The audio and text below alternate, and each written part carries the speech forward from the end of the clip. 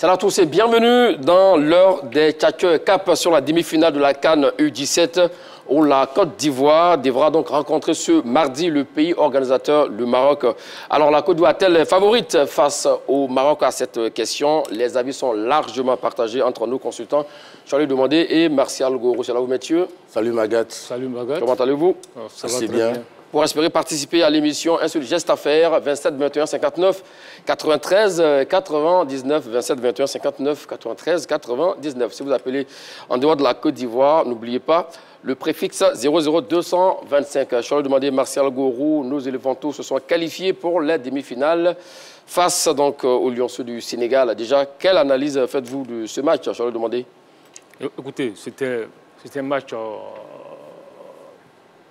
il fallait désigner forcément un vainqueur. Et là, les éléphantos ont tenu parce qu'ils étaient face au tenant du trophée, qui est le Sénégal. Et ils ne partaient pas avec les faveurs de pronostic. Ils n'étaient pas favoris sur ce match-là, mais ils ont réussi à se qualifier. Mais ce que la Côte d'Ivoire a démontré, en match de poule. La Côte d'Ivoire n'était pas favorite pour ce match? Non, mais tu sais que la Côte d'Ivoire joue contre le tenant du trophée. D'accord, donc sur ça. Voilà, sur ça, si la Côte d'Ivoire n'était pas favorite, on sait que la Côte d'Ivoire revient de très loin. Depuis 2013, elle n'a plus goûté un quart de finale en Coupe d'Afrique des Nations. C'est vrai que vous le répétez, elle a commencé très fort avec ce 6-1 face à la République centrafricaine, avec ces 4 buts de Alino Aïdara, le joueur de FC Mans de Aristide Bansé. Et puis après, il y a eu le 0-0 contre l'Angola. Ensuite, la Côte d'Ivoire a battu le Mali 4-2. C'était vraiment un match abouti. Ils se sont fait respecter. Et puis là, en quart de finale, ils ont terrassé au tir au but cette équipe sénégalaise, les Lionceaux du Sénégal, 5-3.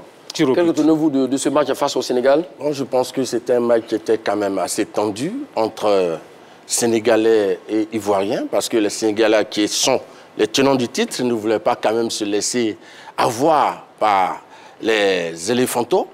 Donc je crois que la Côte d'Ivoire a fini par gagner cette rencontre, même si c'est au tir au but, parce que lorsqu'on arrive à ce stade de la compétition, les matchs à élimination directe, la chose la plus importante, c'est de continuer l'aventure. Donc la Côte d'Ivoire l'a réussi brillamment et on espère qu'elle va continuer sur sa lancée.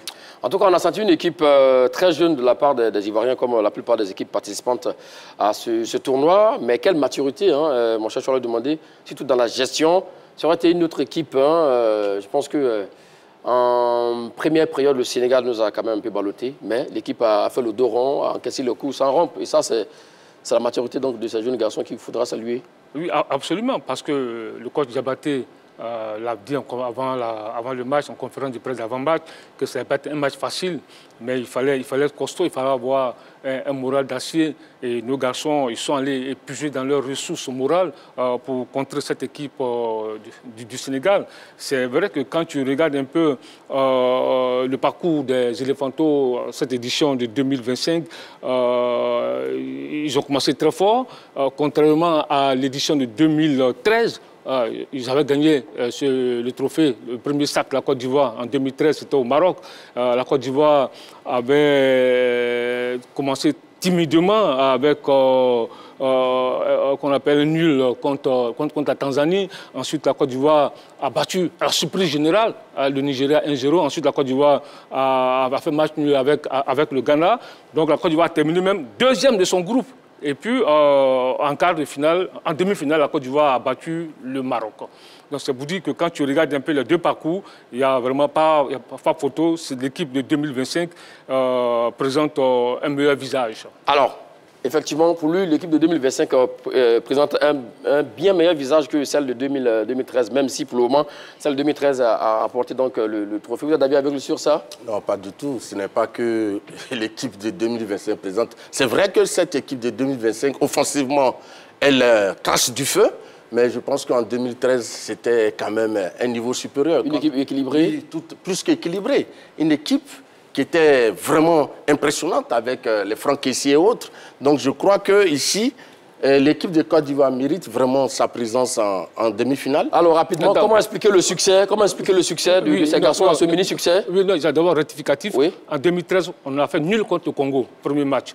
Mais contrairement à ce que tu dis, en 2013, on a terminé deuxième de notre poule. Oui, mais ce n'est pas les mêmes adversaires. Non, mais j'arrive. Ce n'est pas les mêmes adversaires, mais on a terminé deuxième de notre groupe. Donc moi, je compare un peu les statistiques. Donc c'est pour dire qu'en 2025, quand même, l'équipe présente un meilleur visage. En fait, ce que je voulais dire, quelle question tu avais? Alors, la question que j'avais, c'est que comment expliquez-vous ce succès, ce mini-succès pour le monde est qualifié? Oui, mais c'est un travail de longue haleine. Quand on prend Vassiliki Diabaté, ça fait 2 ans et demi qu'il prépare ce groupe. Le travail a été fait. Et je vais vous dire une chose, la Côte d'Ivoire, avant la phase finale de cette CAN U17, a disputé 20 matchs pour 13 victoires, 4 nuls et 3 défaites. C'est du solide. C'est un groupe qui a été vraiment préparé pour être champion d'Afrique. Et le premier objectif étant atteint, qui est la qualification pour la Coupe du Monde. Donc je pense que maintenant c'est le bonus. Et ces enfants-là sont conscients qu'ils ont la capacité d'aller le plus loin possible. Donc la politique fédérale pour le football des jeunes, pour vous, en train de prendre forme. Mais bien sûr, il y a un travail qui se fait. D'accord. Il y a des moyens qui sont dégagés pour préparer les jeunes. Donc je crois que c'est ça qui donne aujourd'hui le résultat qu'on connaît. Ouais, mais moi, je pense que faut rendre à César ce qui appartient à César. Où est-ce que vous l'envoyez? Non, c'est pas une politique fédérale. Ça, c'est le travail de club. Ce travail de vous avez parlé tout à l'heure de Vassiliki Diabaté, son groupe qui se sont préparés pendant... Écoute-moi, oui. C'est le travail d'abord des clubs. Ça, il faut reconnaître, il faut rendre à César ce qui appartient à César. Alindo Aïdara, il ne participe pas à un championnat... D'accord, d'abord le club et ensuite? Oui, un travail de club. Et ensuite, peut-être, maintenant vient la fédération qui va chercher les moyens avec l'État, parce que c'est l'État qui finance les équipes nationales.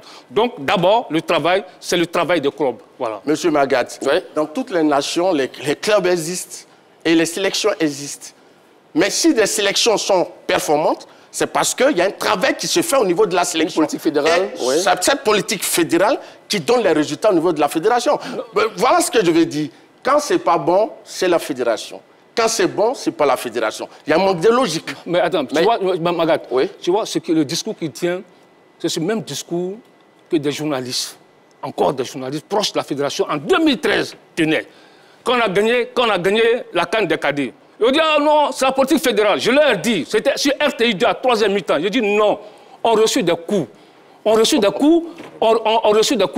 coup, et après, la politique fédérale, qu'est-ce qu'ils ont fait? Il n'y a pas eu d'accompagnement, il n'y a pas eu de championnat de jeunes, il n'y a rien eu. Mais pendant 10 ans, on a disparu. On aura le temps de revenir, s'il vous plaît. Je vais demander, Martial Gourou. La plupart de ces joueurs qui évoluent dans cette sélection... S'il vous plaît, Martial, non. Je vais donner une information. Non, pas du tout. Fermez la parenthèse. Non, je vais donner une information. Non, on va refermer la parenthèse. Vous aurez le temps de donner l'information lorsqu'on aura le sujet à débattre. Alors, pour revenir à ces quarts de finale, vous l'avez dit, la Côte d'Ivoire élimine donc le tenant du titre, le Sénégal, comme les seniors aussi également à la CAN. Alors, est-ce qu'on peut espérer ce même résultat que les seniors à la CAN 2023? Non, mais je pense que les ingrédients sont là. D'accord. Quand on voit que lors de la CAN 2023, la Côte d'Ivoire sort le Mali, oui. La Côte d'Ivoire en phase de poule a battu le Mali, qui est double tenant et double vainqueur de la compétition. Oui. Et puis après, la Côte d'Ivoire a sorti lors de la CAN le Sénégal. Vous avez vu, la Côte d'Ivoire sort aussi le Sénégal. Et le sauveur de la CAN 2023 se retrouve être le Maroc. Mais cette fois-ci, la Côte d'Ivoire affronte le Maroc. On espère que ce Maroc-là ne va pas devenir le bourreau de la Côte d'Ivoire. D'accord, ça c'est une grosse interrogation. On verra bien à partir de 19h ce mardi 15 avril. Oui, Charles demandait sur ça. Est-ce que les éléphantaux peuvent imiter les seniors? Oui, absolument. Ils ont les moyens de le faire parce que c'est une compétition ouverte. Maintenant, l'adversaire le plus dangereux dans ce carré d'as pour eux, c'est le Maroc. Et s'ils arrivent à passer le cap du Maroc, je pense qu'ils ont les chances de rééditer l'espoir de 2013. D'accord. Bien avant de rêver d'une autre étoile dans cette catégorie de la CAN U17, il faudra donc passer l'un des quarts d'or de la compétition. Vous le disiez en l'instant, le Maroc. Mais peuvent-ils battre le pays organisateur? Sont-ils les favoris de cette confrontation? Élément de réponse avec Balo et Romaric Bédard. Les éléphantos U17 poursuivent avec brio leur aventure à la CAN U17 Maroc 2025. Et depuis le début de la compétition, nos Parchidem ont mis en évidence des qualités individuelles et collectives impressionnantes en surclassant notamment l'équipe de la République centrafricaine 6 buts à 1 lors de la première journée. obtenant par la suite un match nul courageux face à l'Angola durant la deuxième journée, pour enfin clore la phase de poule par une victoire éclatante face au Mali 4-2 avec un but d'anthologie de Boulaye Cissé. La belle épopée s'est poursuivie avec l'élimination du tenant du titre, le Sénégal, au tir au but 5-3 en quart de finale. Au regard de ce brillant parcours, une question se pose. Les Éléphantos sont-ils favoris face au pays organisateur, le Maroc? Cher tchatcheur, c'est à vous. Passe décisive bien reçue, bien contrôlée. Alors, messieurs, la question, la Côte d'Ivoire est-elle favorite face au Maroc? Je suis allé vous demander quelle est votre réponse sur la question. Non, la Côte d'Ivoire n'est pas favorite. Mais c'est vrai que la Côte d'Ivoire peut battre et donc, vous disiez à l'instant que les ingrédients sont réunis. Écoute-moi. Oui. Écoute-moi. Être favori ne veut pas forcément dire que tu vas gagner la compétition. Ne pas être favori ne veut pas dire que tu ne peux pas gagner la compétition. Mais sur ce Côte d'Ivoire, sur ce Maroc-Côte d'Ivoire, le Maroc, pour moi, est favori. Voilà. Moi, je réponds oui parce que l'histoire dans cette compétition et l'histoire entre les deux nations, surtout dans cette catégorie U17, la Côte d'Ivoire a toujours pris le meilleur sur le Maroc. Et je vais le démontrer. Donc la Côte d'Ivoire n'est pas favorite face au Maroc. Alors pourquoi vous avez dit que la Côte d'Ivoire n'est pas favorite face au Maroc? Moi, je vais le demander. D'abord, pour moi, la Côte d'Ivoire ne part pas avec la faveur des pronostics. D'abord, tout à l'heure, je le disais, ne pas être favori ne veut pas dire que tu ne peux pas gagner le match. Être favori ne veut pas forcément dire que tu vas gagner le match. Les exemples sont légion. Oui. Maintenant, les Éléphantos, à ce stade de la compétition, jouent le pays hôte.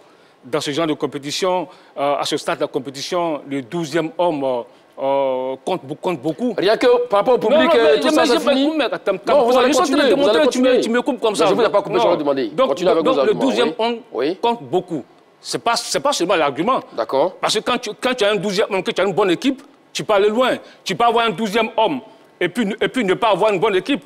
La preuve, en 2003, le Swaziland a organisé la CAN des cadets en 2003. Mais le Swaziland, qui est devenu Eswatini, avait son public. Mais ils n'ont pas pu gagner parce qu'ils avaient une bonne équipe. Donc le Niger a aussi organisé, mais le Niger n'a pas pu gagner parce que le Niger n'a pas une bonne équipe. En 1997, le Botswana a organisé, c'est l'Égypte qui a gagné. Donc j'ai dit, le Maroc, ce Maroc-là, pour moi, avec l'équipe qu'ils ont, à domicile, ils seront poussés par un 12e homme. Et puis, quand tu regardes, les Marocains ont joué jeudi, leur quart de finale.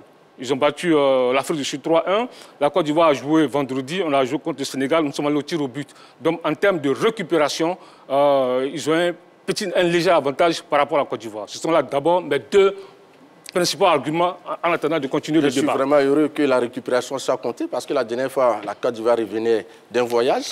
On nous a dit ici que le fait que le Kenya ait joué avant la Côte d'Ivoire, j'avais posé le problème, on m'a dit que c'était pas important. C'était par rapport au probateur physique. Est-ce qu'il avait fait ça? C'était pas important. C'était pas la même chose. Maintenant, je vais dire une chose. Donc pour moi, ici, on peut jouer à domicile et puis ça peut être l'effet contraire.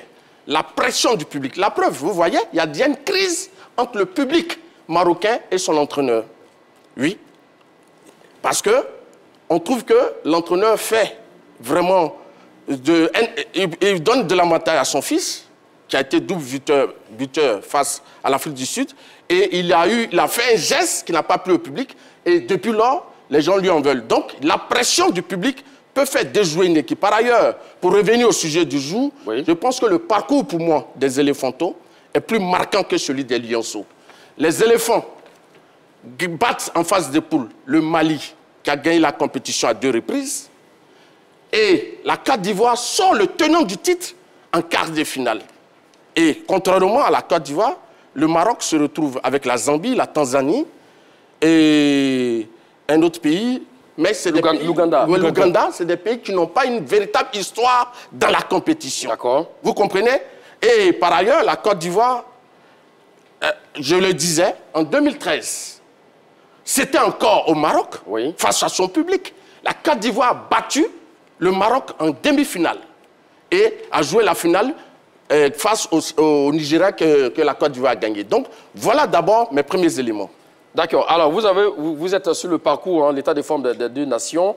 Alors, la Côte d'Ivoire, la première journée à Tunisie, Centrafrique, 6 buts à 1, 0-0 face à l'Angola, 4-2 face au Mali, 0-0 face au Sénégal. Et puis, au thème des tirs au but, 5-3 pour la Côte d'Ivoire, 4 matchs, 3 victoires, dont une au tir au but, un match nul, 0 défaite pour la Côte d'Ivoire. Et pour le Maroc également, c'est 3 buts à 1 en quart de finale face à l'Afrique du Sud, 3-0 face à la Tanzanie, et 0-0 face à la Zambie également, et 5-0 face à l'Ouganda. C'est pareil, hein? 4 matchs, 3 victoires pour le Maroc. Deux victoires. Non, pourquoi? 3 victoires. 3 victoires, 4 matchs. Ils ont fait un nul contre la Zambie. Je vais demander. Victoire face à l'Afrique du Sud. Victoire face à l'Ouganda. Quand tu prends les quarts de finale. Oui, exactement. Voilà, okay. Victoire face à la Tanzanie, plus le match nul 0-0 face à la Zambie. Ça fait 4 matchs. 4 matchs. Donc 3 victoires et un nul également, 0 défaite. Alors, on voit que les deux équipes se tiennent sur ça. Alors, vous dites clairement que la Côte d'Ivoire n'est pas favorite face au Maroc. Laissons le côté public dans le jeu. Oui, mais maintenant, j'arrive. Contrairement à ce qu'il a dit tout à l'heure, quand même, on sait très bien que l'Ouganda, c'est quand même l'Ouganda. C'est des équipes qui sont difficiles à jouer. Le Maroc a atomisé l'Ouganda 5-0. On sait très bien que la Zambie, c'est une équipe difficile à jouer. Il y a eu 0-0. Vous avez vu un peu. C'est pour la Côte d'Ivoire qui a fait 0-0 face à l'Angola. Quand je parle, tu me coupes. Non, pas du tout. C'est juste apporter. Ensuite, le Maroc a battu la Tanzanie 3-0. Maintenant, effectivement, quand tu regardes, après les 4 matchs, c'est 3 victoires pour la Côte d'Ivoire, 3 victoires pour le Maroc. Maintenant, quand tu regardes, la Côte d'Ivoire, au total, la meilleure attaque entre la Côte d'Ivoire et le Maroc, c'est le Maroc 11 buts, la Côte d'Ivoire 10 buts. La meilleure défense, c'est le Maroc, un seul but encaissé, la Côte d'Ivoire 3 buts encaissés. Donc déjà, quand tu pars là, au niveau des statistiques, le Maroc est au-dessus de la Côte d'Ivoire en termes de buts, en termes de buts non encaissés. Voilà. D'accord, ça, c'est pas faux. Hein. Pour lui, l'équipe du Maroc est très équilibrée. Vous marquez 11 buts, un seul but encaissé. Nous, on en marque 10, on encaisse 3. On va d'abord partir sur la phase de poule. La phase de poule, la Côte d'Ivoire, c'est 10 buts marqués, 3 encaissés. La phase de poule, le Maroc, c'est 8 buts marqués, 0 encaissés. Donc, c'est ça. Défensivement, le Maroc est légèrement au-dessus de la Côte d'Ivoire. Défensivement. Donc, c'est ça, on n'est pas favori. Au niveau de l'attaque, la Côte d'Ivoire est devant. Maintenant, on vient au quart de finale. D'accord. Le Maroc joue contre l'Afrique du Sud. L'Afrique du Sud, je dis et je répète, n'a pas une véritable histoire dans cette compétition. On est dans la compétition. Mais n'empêche que, ça reste on est dans la compétition de jeunes. Il ne faut pas confondre les seniors et les jeunes. C'est 2 catégories différentes. Et dans cette catégorie-là, la Côte d'Ivoire a pour adversaire en quart de finale le tenant du titre. Le Sénégal qui a l'une des meilleures écoles de formation en Afrique. Donc, ça veut dire que c'est deux éléments différents. Voilà, donc déjà la Côte d'Ivoire qui réussit à sortir le terrain du titre, je pense qu'il y a un mérite par rapport à cette équipe du Maroc qui gagne 3-1, l'Afrique du Sud, qui est vraiment un apprentissage dans la catégorie des jeunes. Donc voilà ce que je voulais dire. Bon, maintenant, tu dis que dans l'histoire, il n'y a pas de l'histoire de la compétition. Effectivement, dans l'histoire de la compétition, le vécu dans la compétition, quand tu regardes un peu depuis 2013, je parle de 2013, la Côte d'Ivoire qui a gagné au Maroc. Ensuite, quand tu regardes, depuis 2013, la Côte d'Ivoire, c'est 3 participations. Le Maroc, c'est 4 participations. La Côte d'Ivoire, 2013, 2015, 2025. Le Maroc, 2013, 2019, 2023 et 2025. Donc déjà, tu vois que en termes de participation, le Maroc est devant. Donc, quand tu parles d'histoire, et puis le Maroc, c'est quand même le dernier finaliste de la dernière édition. On se souvient très bien. Le Maroc a été finaliste de la dernière édition en Algérie. Face au Sénégal, face au Sénégal. En demi-finale, le Maroc a perdu 2-1 face au Sénégal, mais en demi-finale, le Maroc avait éliminé le Mali 0-0 et au tir au but, c'était 6-5. Donc là, en termes de vécu, finaliste de la dernière édition, demi-finaliste de cette édition, le Maroc est en train de monter en puissance dans cette compétition. Oui, mais c'est 0 trophée dans cette compétition. C'est ce que je voulais dire. C'est 0 trophée. Mais je parle de la forme actuelle. D'accord. La Côte d'Ivoire, depuis 2013, n'avait plus atteint ce stade de la compétition. D'accord. Et le Maroc... Mais entre celui qui a gagné et celui qui n'a pas gagné. Écoute-moi. Le Maroc, je reprends. La Côte d'Ivoire, depuis 2013, n'avait plus atteint les demi-finales de la CAN des cadets. Très bien. Le Maroc a joué une demi-finale et une finale en 2023. Et le Maroc va jouer encore, qualifié pour une demi-finale en 2025. Donc, en termes de vécu, en termes de forme du moment, le Maroc est au-dessus de la Côte d'Ivoire. Monsieur Magat, ce que je voulais expliquer, quand je parle que les nations ont une histoire dans cette compétition, c'est ce que vous avez dit. Oui. La Côte d'Ivoire a gagné ce trophée. Donc c'est important au niveau de l'expérience. Donc pour vous, c'est l'ascendance psychologique déjà? Mais bien sûr, la Côte d'Ivoire. Et puis après cela, la même année 2013, la Côte d'Ivoire bat qui pour aller gagner son trophée? C'est le Maroc, à domicile. Donc psychologiquement, la Côte d'Ivoire a un avantage sur son adversaire. Et j'ai dit que... Mais c'est pas le même groupe qui est là aussi également. Oui, hein. mais toutes les équipes, les générations se changent. Ouais. Mais pourquoi souvent on parle de l'expérience et de palmarès? Ça, c'est vrai. Mais c'est comme ça la vie.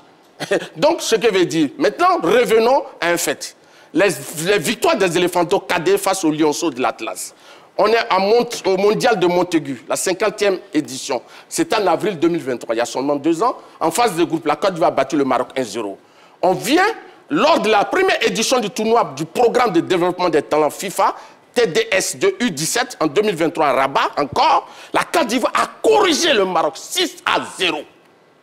Je répète, Ça fait déjà 2 ans. la Côte d'Ivoire a corrigé le Maroc 6-0. Vous voyez la différence de niveau? Et on revient à la deuxième édition du tournoi du même programme de développement des talents FIFA TDS en Côte d'Ivoire à Benjerville en septembre 2024. La Côte d'Ivoire s'est imposée au Maroc 2-0. Donc, je dis dans l'histoire de ces deux nations, surtout au niveau de cette catégorie, la Côte d'Ivoire a une ascendance psychologique sur le Maroc. Écoutez, C'est qu'il dit, c'est pas pour un seul demander. Il a parlé des victoires. Tu prends des matchs de tournoi, tu mélanges tout. C'est pas important. Ça fait partie. Non, écoute-moi. Un tournoi est différent d'une phase finale de Coupe d'Afrique des Nations. C'est pas important. Et la CAN 2013. Écoute-moi. La CAN 2013, le Maroc était peut-être à sa première participation dans cette compétition. Écoute-moi bien. Donc, il ne faut pas confondre les choses. En 2013, le Maroc était à sa première participation dans cette compétition. Le Maroc avait organisé sa première participation. L'équipe, j'étais en train de monter une équipe. Je te dis maintenant, quand tu regardes les 3 dernières éditions, 2019, le Maroc est présent, la Côte d'Ivoire absente. 2023, le Maroc est présent, la Côte d'Ivoire absente. 2025, la Côte d'Ivoire est là, le Maroc est là. Donc, je te dis qu'en termes de forme du moment de vécu des dernières éditions, le Maroc était bien présent par rapport à la Côte d'Ivoire. Très bien. Monsieur Magatz, il y a 15 éditions, la Côte d'Ivoire a 6 participations. Oui. Donc, je vais dire quoi? Ici, le problème, c'est un face-à-face entre le Maroc et la Côte d'Ivoire. Et quand on juge... Mais c'est pas possible également. Hein. Au plan purement sportif, oui. Quand on veut juger 2 nations qui vont s'aborder, on prend le vécu, les confrontations directes entre ces joueurs. Que ce soit en amical ou même de façon officielle. En officiel, la Côte d'Ivoire a battu le Maroc. En match amicaux et important organisé par la FIFA, la Côte d'Ivoire a encore battu le Maroc. Dans un tournoi aussi important, le mondial de Montaigu, la Côte d'Ivoire a battu le Maroc. Donc je vais dire que sur toute la ligne, la Côte d'Ivoire, pour l'instant, avant ce match de demain, est au-dessus du Maroc. C'est ça la réalité. N'est-ce pas que, selon certains puristes ivoiriens, que la victoire 6-1 face à la Centrafrique était une victoire trompeuse? Voilà, parce que, bon, c'est vrai que le garçon Alino Aïdara a eu à mettre 4 buts, mais dans la production du jeu, voilà, on a laissé quand même entrevoir quelques failles. Et surtout, quand on regarde la façon dont on a joué face à cette formation du Sénégal aussi également en quart de finale, là où l'Afrique du Sud a été ballottée carrément par le Maroc. Donc, sur ça, Charles Demandé n'a pas tort. Si le tas de forme, je pense que le Maroc... un peu un cran au-dessus pour le moment, non? Le Maroc a battu quoi en poule? C'est pas l'Ouganda? Mais entre l'Ouganda et la Centrafrique, tu penses que... Non, il y a une différence? Non, tu ne peux pas comparer. Il y a une différence. L'Ouganda est au-dessus de la Centrafrique. Non. Écoute-moi, monsieur Magatz. Non, de quoi tu me parles? L'Ouganda est au-dessus de la Centrafrique, monsieur, en matière de football. L'Ouganda est au-dessus de la Centrafrique. Écoute, monsieur Magatz, il aime toujours dévier les débats. Donc, la Côte d'Ivoire bat la Centrafrique par 6 buts, le Maroc bat l'Ouganda. Et la Côte d'Ivoire fait match nul face à l'Angola. Le Maroc fait match nul face à la Zambie. Et sur le Maroc bat la Tanzanie. La Côte d'Ivoire bat le Mali 4-2. Et la Côte d'Ivoire sort le tenant du titre, le Sénégal. On ne peut pas dire que cette équipe du Maroc est au-dessus de celle de la Côte d'Ivoire. Est-ce que vous comprenez? En matière de football des jeunes, l'Afrique du Sud, dans les U17, ne sont pas au-dessus du Mali ni du Sénégal. Donc, je vais dire qu'ici, il faut comparer les forces. Mais vous ne craignez pas la maîtrise collective du Maroc face aux individualités côté Côte d'Ivoire? Non, mais la Côte d'Ivoire, tu ne sais pas que la Côte d'Ivoire joue un football total, un football fait de mouvements. Un football total? Oui, un football fait de passes. Mais bien sûr. D'accord. La Côte d'Ivoire, c'est son ADN. On parle de la CAN U17, hein? Mais bien sûr. D'accord. Mais devant la Centrafrique, on a peiné. devant le Mali, est-ce qu'on n'a pas déroulé? Devant le Mali, on n'a pas déroulé. Oui, mais on a souffert. Oui, mais on a déroulé. On a marqué 4 buts devant une grande nation au niveau des jeunes. C'est très important.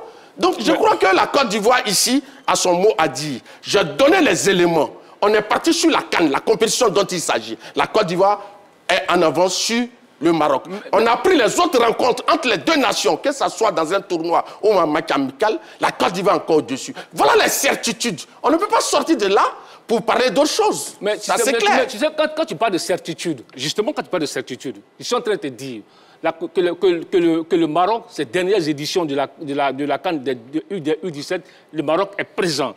Et on veut te faire comprendre qu'au sortir des matchs de poule et des quarts de finale, c'est la meilleure attaque par rapport à la Côte d'Ivoire et c'est la meilleure défense du tournoi. Donc là, ça c'est des certitudes. C'est des éléments importants. C'est des éléments importants qu'il faut prendre. On a une équipe qui a encaissé un seul but en 4 matchs. Ça veut dire qu'elle est solide défensivement.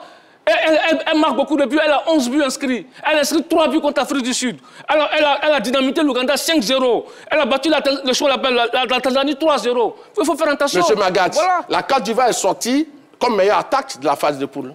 La Côte d'Ivoire s'est retrouvée face au Sénégal, qui était la meilleure défense. Mais justement, vous le rejoignez. Non, je ne le rejoins pas. En quart de finale, je le rejoins pas. Marqué pour la Côte d'Ivoire. Comme si on veut se tenir sur le fait qu'on a une bonne attaque, mais la Côte d'Ivoire aurait dû dynamiter son adversaire, avec 10 buts marqués lors de la phase. Mais du titre, qui est un adversaire. Non, mais je vais dire quoi? Je vais dire qu'ici, il s'agit de la Côte d'Ivoire et du Maroc. Et quand on prend entre ces deux nations, la Côte d'Ivoire, dans cette catégorie, a toujours démontré qu'elle était au-dessus du Maroc. Très bien. Voilà, c'est assez clair. CAN U17, demi-finale, la Côte d'Ivoire est-elle favorite face au Maroc? La Côte d'Ivoire est-elle favorite face au Maroc? Parlons donc de cette demi-finale qui arrive très vite entre la Côte d'Ivoire et le Maroc demain à partir de 19h, 27, 21, 59, 93, 99, 27, 21, 59, 93, 99. Le téléphone est à présent ouvert. Je vais leur demander ce qu'il dit, c'est pas faux aussi également. La Côte d'Ivoire qui marque 10 buts contre 11 pour le Maroc. En termes d'attaque, quand même, on peut regarder le Maroc droit dans les yeux. Je vais lui demander. Non, attends. Ce que nous sommes en train de dire, je dis, on peut battre le Maroc. D'accord. C'est notre souhait de battre le Maroc demain. Mais je dis, nous sommes en train de faire un débat sur un sujet bien précis. En termes de favoris, l'équipe qui joue à domicile, l'équipe qui joue devant son public, la meilleure défense du tournoi, la meilleure attaque par rapport à la Côte d'Ivoire, une meilleure attaque par rapport à la Côte d'Ivoire, pour moi, logiquement, elle part avec la faveur de pronostic. Et c'est le dernier finaliste de la compétition. Donc, voilà des certitudes, voici des arguments qui tiennent. Maintenant, c'est vrai, sur un match, la Côte d'Ivoire, comme la Côte d'Ivoire l'a fait, en demi-finale, en 2013, la Côte d'Ivoire a battu le Maroc en demi-finale. La Côte d'Ivoire n'était pas favorite en finale face au Nigeria. Mais la Côte d'Ivoire a battu le Nigeria, qui avait déjà gagné 2 fois le trophée en 2001 et en 2007. Donc ça vous te dire que tu peux être favori et ne pas gagner, tu peux ne pas être favori et gagner. Mais une chose est certaine, entre le Maroc et la Côte d'Ivoire, pour moi, le Maroc part avec les faveurs de pronostic. Voilà. 27, 21, 59, 93, 99, 27, 21, 59, 93, 99. On a un appel en bout de la ligne, monsieur Diomandé Mamadou. De Sipilou, la question, CAN U17, la Côte d'Ivoire est-elle favorite face au Maroc, monsieur Diomandé? Bonjour, le grand Magad. Comment allez-vous, monsieur Diomandé? Je le montre très haut. Très bien. Merci à vous. Salut, Diomandé, salut et Massagou. Salut, monsieur Diomandé. Le grand Magad. Oui, dites-nous. Moi, quand on parle de compétition de football, il n'y a pas d'autre compétition, mais le football, c'est là. Vraiment, la Côte d'Ivoire est toujours favori par rapport au Maroc. Moi, ce que j'ai, d'analyse dans le football, si au moins c'est une équipe, si c'est les 8, je vais dire, ouais, mais le Maroc, c'est là. D'abord, pas que ce soit l'occasion chez eux. Parce que nous, que ce soit en senior ou en cadet ou en junior, vraiment, le Maroc, c'est une calé à la Côte d'Ivoire. Et puis encore, on a battu l'équipe qui est partie avec la coupe, le Sénégal. Vraiment, avec une équipe comme ça, là, on parle que le Maroc, c'est vrai que c'est chez eux. Les Maghrébins, quand on joue chez eux, il y a tous les favoris, et le côté favori, l'arbitrage, le public. Mais sur le jeu du football, la Côte d'Ivoire pas favori contre le Maroc. Donc, on peut dire de la Côte d'Ivoire, Et comme le Maroc et la Côte d'Ivoire, c'est même, ça ira, on joue parmi. Ça ira. Merci à vous, sacré demandé, Mamadou de Siplou, 27 21 59 93 99. Oui, je voulais rebondir. Et puis on a d'autres certitudes. La Côte d'Ivoire a quand même l'un des meilleurs buteurs de la Côte d'Ivoire. On allait y arriver, effectivement. Alino. Oui. Aïdara. D'accord. Il a 6 buts. Et puis, sur 4 rencontres, il a été désigné 3 fois meilleur homme du match. Donc, je crois que la Côte d'Ivoire, par rapport à cette équipe du Maroc, après avoir battu le Mali, j'ai dit qu'il a gagné la compétition à 2 reprises, qui a sorti le tenant du titre, je crois que la Côte d'Ivoire, pour moi, en termes d'expérience, est au-dessus de cette équipe du Maroc que la Côte d'Ivoire a toujours battue dans cette catégorie. Et puis maintenant, pour terminer, il parle toujours et bien sûr le fait que le Maroc joue devant son public. Je voulais lui dire, on est à la 15e édition, mais les 14 premières éditions, il y a un seul pays qui a gagné à domicile, c'est la Gambie. Et c'était en 2005 que nous étions de ce voyage-là, où la Côte d'Ivoire a terminé 3e. Non, mais tu sais que quand tu joues à domicile, quand tu organises, quand tu as une bonne équipe, forcément tu peux gagner. Je vais demander, avant de vous donner la parole, nous avons un appel que nous allons prendre rapidement avec votre permission. Lamine Siloué qui nous appelle de Korogo. C'est là, vous, monsieur Lamine? Oui, bonjour. Comment allez-vous? Oui, ça va très bien. Alors la question du jour, la Côte d'Ivoire est-elle favorite face au Maroc, parlant bien sûr des demi-finales de la CAN U17? Ok, on regarde le match. Je salue la table d'abord. Salut. Salut. Là-bas. Donc, pour moi, il n'y a pas un débat sur ce sujet. Quand on regarde les maillots, même si les étoiles qui sont sur la Côte d'Ivoire, il n'y a pas que le Maroc n'est pas ça. Hein. Oui, la Côte d'Ivoire, c'est une étoile CAN U17 en 2013. Pour l'étoile, non? Non, on parle de la CAN U17. Oui, il n'y a pas de problème. Voilà. Mais le match qu'on nous regarde 2 jours là, la Côte d'Ivoire, pour moi, la Côte d'Ivoire est favorite par rapport au Maroc. C'est vrai, on va dire au Maroc. C'est vrai, c'est là-bas. Maintenant, si c'est l'équipe qui est favorite, vraiment la Côte d'Ivoire est favorite que le Maroc. D'accord. Merci à vous, monsieur Siloué, c'est votre avis et on le respecte. Okay. 27, 21, 59, 93, 99, oui, je vais le demander. Oui, d'abord, je rebondis rapidement sur ce qu'il a dit. Parce que ce n'est pas parce que tu organises que tu vas forcément gagner. Non, écoute-moi, l'équipe du Botswana qui a gagné en 97, tu n'as pas une bonne équipe. Pas parce que tu organises que tu vas gagner. Mais quand tu organises que tu as une bonne équipe, tu as la chance de gagner. C'est l'Égypte qui avait gagné en 97, effectivement. En 97. Et puis même quand tu regardes les Seychelles, ils ont gagné en 2001, mais ils ne peuvent pas gagner. C'est le Nigeria qui a gagné. Donc quand tu organises que tu as une bonne équipe, tu as la chance de gagner. C'est pas parce que tu organises que tu as le Maroc a une bonne équipe. A une très bonne équipe. Mais pas au-dessus de celle de la Côte d'Ivoire. Au-dessus de la question politique. Et cette équipe est au-dessus de la Côte d'Ivoire. Deuxièmement, il a parlé des buteurs. C'est ça, effectivement, tu as raison. Mais quand tu prends les buteurs du Maroc, il y a au moins 4 qui ont fait des doublés. 4 qui ont fait des doublés. Ça, c'est intéressant. Il y a 4 qui ont fait des doublés. Le danger peut venir de partout. De partout. 4 qui ont fait des doublés. D'accord. Maroc, Ouganda, 5-0. Doublé de Bel Mokhtar, 3e et 32e minute. Oui. Doublé dans le même match, doublé de Abel Hadj, 24e et 71e minute. On prend le match Maroc-Tanzanie. Doublé de Ouzani, 81e, 84e minute. En quart de finale, Maroc-Afrique du Sud. Doublé du même Abel Hadj, 61e, 62e. Il a 4 buts à son actif. Donc, il y a 4 joueurs qui ont reçu au moins des doublés. Mais nous, on a Alino Aïdara qui a reçu un quadruplé. Avant de vous donner la parole, Alino Aïdara a reçu un quadruplé. C'est-à-dire qu'on additionne un doublé de 2 joueurs marocains. Offensivement, le danger peut venir de partout. Si tu bloques Aïdara, s'il est muselé, la Côte d'Ivoire... Attention, Aïdara n'a pas marqué les seuls buts de la Côte d'Ivoire, c'est également sur le Il y a 4 Alors, messieurs, nous avons un appelant, mais pas n'importe lequel. Nous avons M. Faye au bout de la ligne, bien sûr. Vous faites allusion au sélectionneur de la Côte d'Ivoire, mais non. C'est Faye Guy Basile de Guy Glo. C'est là où, M. Faye? Oui, bonjour, M. Magat. Comment allez-vous? Je vais très bien. Alors, la question du jour, la Côte d'Ivoire est-elle favorite face au Maroc? On parle des demi-finales de la CAN U17. D'accord. Je salue d'abord tous les consultants qui sont là. Salut, monsieur Faye. Sinon, sur le terrain, je dirais oui. Mais dans les coulisses, les atouts, ce que M. Soalio dit, c'est peut-être il faut faire très attention à l'environnement, c'est tout. Sinon, sur le terrain, la Côte d'Ivoire pas favorite. D'accord. Oui. Donc, sur le terrain, on a plus de certitude, on a une équipe équilibrée, voilà, c'est ça? Très bien, oui. Mais c'est les coulisses. Comme on joue chez eux, c'est le pays organisateur. Bon, il y a les coulisses, peut-être c'est là, il faut faire très attention. Sinon, sur le terrain, la Côte d'Ivoire pas favorite. D'accord. Merci à vous, monsieur Fayet, Guy Basile. À un moment donné, on a cru que c'est le sélectionneur Inès Fayet. Donc voilà. Tu nous as bien eu, hein? Ouais, très bien. Alors sur ça, Charles Demandé n'a pas tort. Lorsque vous avez 4 buteurs différents, qui ont doublé ça et là, le danger peut venir de partout. Alors que nous, on a, c'est vrai, l'artificiel maître dans cette compétition, Aïdara, qui a 6 buts, mais qui les a marqués dans 2 matchs. 4 buts face à la Centrafrique et puis 2 buts face au Mali. Ça aussi également, c'est un élément à prendre en compte. Et il y a 3 pénaltys. Les pénaltys font partie des buteurs. La Côte d'Ivoire, mais les pénaltys font partie des règles du jeu. Non, c'est la précision. Oui. Les pénaltys, oui. Et donc, ce que je voulais dire, mais malgré le fait qu'on ait marqué dans 2 matchs, Aïdara est marqué, oui. Mais ça veut dire qu'on est quand même arrivé en demi-finale. Oui. Donc, ça veut dire que c'est une animation, c'est un collectif, c'est un tout. Et c'est ça la force de la Côte d'Ivoire. Vous voyez, la Côte d'Ivoire joue à 10 en quart de finale face au Sénégal. Mais cette équipe a une force mentale, psychologique. Et ça, je crois que dans ce genre de compétition, c'est un atout.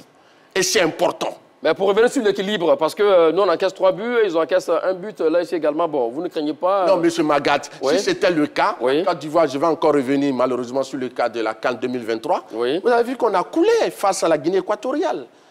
Vous avez vu le nombre de buts qu'on a pris pendant la phase de poule?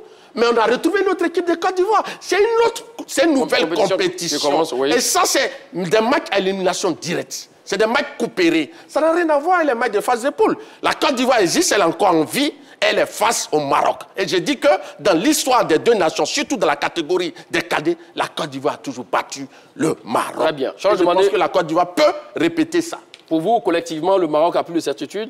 Oui, c'est vrai que la Côte d'Ivoire a beaucoup d'individualité. Non, parce que, tu vois, on ne dit pas que la Côte d'Ivoire ne peut pas battre le Maroc. Ce n'est pas ce qu'on dit ici. On dit qu'on appelle le favori. Le débat, c'est sur qui est favori.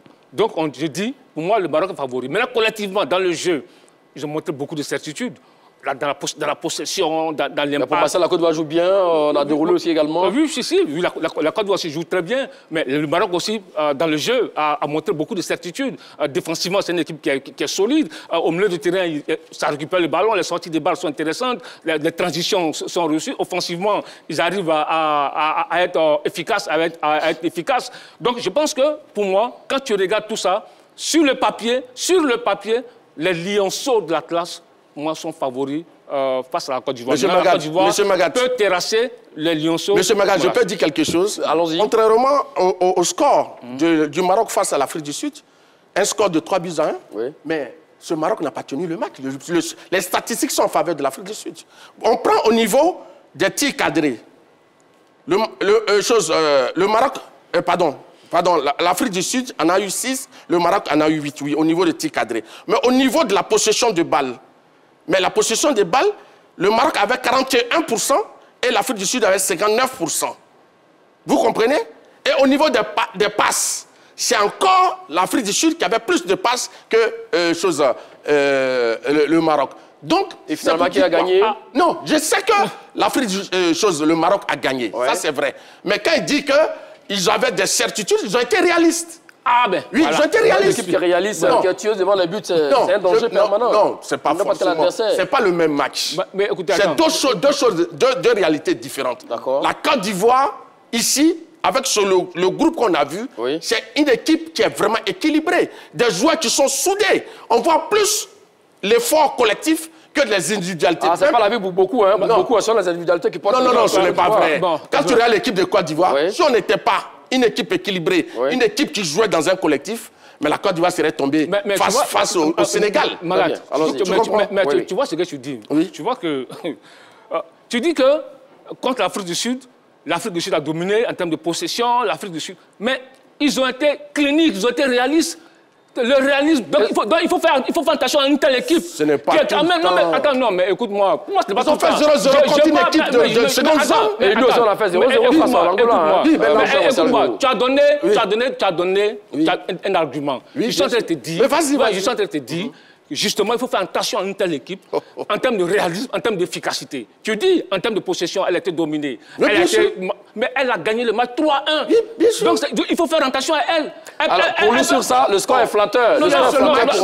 Non. Allez, écoutez, sur les statistiques. C'est un quart de finale. Il dit c'est un score flatteur. Sinon, dans le contenu, le Maroc n'était pas au-dessus de l'Afrique. Toi, tu ne parles de contenu aujourd'hui? Mais bien sûr. Le Maroc n'était pas au-dessus. Mais c'est toi qui laisse croire que ce Maroc-là fait peur. Parce qu'ils ont un jeu de qualité. Mais ça, c'est l'ADN du football marocain. Ils aiment la possession. Ils ne sont pas au-dessus de la Côte d'Ivoire. Non, on n'a pas dit qu'ils sont au-dessus de la Côte d'Ivoire. On te dit que moi, ils sont favoris. Mais la Côte d'Ivoire peut gagner demain. Ça, il faut qu'on soit clair là-dessus. D'accord. Alors, comment doivent-ils aborder cette rencontre? On parle bien sûr des éléphantaux de Côte d'Ivoire face au Maroc. Non, mais M. Magat, je pense que la Côte d'Ivoire a quand même son style de jeu. Et puis, on a un technicien qui s'appelle Vassiriki Diabaté, qui a une approche tactique. Et donc, ce dernier-là a une philosophie de jeu qui repose sur une organisation collective. C'est ce que je disais, où chaque joueur comprend son rôle, chaque joueur joue son rôle. Il est un adepte du jeu plaisant, du fait en mouvement. Donc, je crois que la Côte d'Ivoire doit jouer sur ses acquis, sur ses atouts, et essayer de contenir le Maroc dans le cœur du jeu pour pouvoir contrôler la rencontre. Et il ne faut pas se jeter à l'abordage. Oui, il faut être un peu prudent. Il ne faut pas se livrer totalement. Donc, jouer bloc médian, faire venir un peu les Marocains, et puis procéder par des contres qui peut être vraiment très fatal. Voilà, très fatal à la chose. Voici les explications du coach Martial Gourou. Qu'en dites-vous? Écoutez, moi, je pense que en termes de jeu, les deux formations ont des similitudes. D'accord. Ça, c'est clair. Enfin. Non, on dit en termes de jeu. Ah oui, mais c'est de ça qu'on parle depuis. Des similitudes. Maintenant, pour gagner ce match-là, il faut marquer très tôt.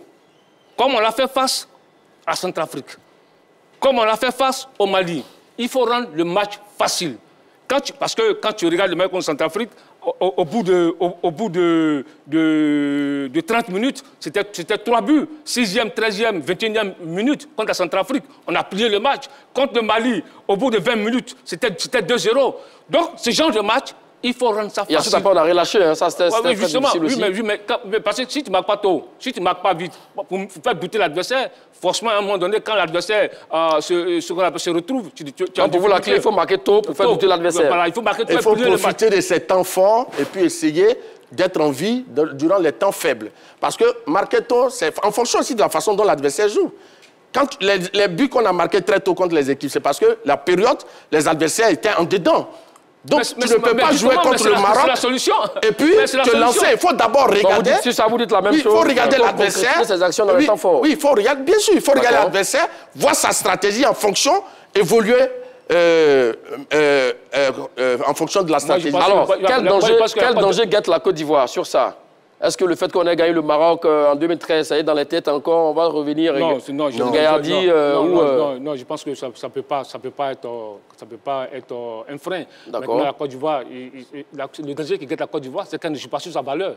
C'est tout. Il faut qu'elle arrive à jouer son jeu. Il faut qu'elle arrive à jouer son jeu. Elle prend des risques et surtout retrouve l'efficacité. Parce que on a perdu face à l'Angola, voilà, effectivement, parce que c'est un match où il faut forcément désigner, comment on appelle, un vainqueur. Donc, je pense qu'il ne faut pas chercher à aller au tir au but. On ne sait jamais, parce que là, ça devient du hasard. Il faut gagner le match et ils ont les moyens de le faire. Moi, je pense que la Côte d'Ivoire, quand on l'a vu durant toutes ces rencontres, le péché mignon de cette équipe de Côte d'Ivoire, c'est de réussir les difficultés au niveau de la transition défense-attaque.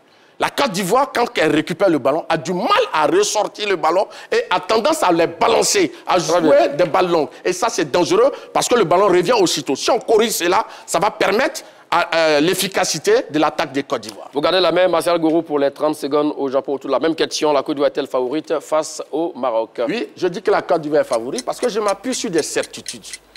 La dernière rencontre entre la Côte d'Ivoire et le Maroc au niveau de la CAN, c'était en 2013. Et le Maroc joue à domicile. La Côte d'Ivoire a battu le Maroc, je crois, 2-1 en demi-finale. Et depuis là, les différents matchs que la Côte d'Ivoire a joué face au Maroc, au Mondial de Montaigu, la Côte d'Ivoire a gagné. Lors de la première édition du TDS U17, la Côte d'Ivoire a battu le Maroc 6-0 à domicile au Maroc. Et puis la deuxième édition à Benjerville, la Côte d'Ivoire a battu le Maroc 2-0. Donc par rapport à ça, j'ai dit que la Côte d'Ivoire... Le temps est terminé. Charles demandé. Oui, moi je pense que pour moi le Maroc est favori. Cela ne veut pas dire que le Maroc va battre la Côte d'Ivoire, mais quand tu regardes, le Maroc a des certitudes. Le Maroc, c'est quand même la meilleure attaque.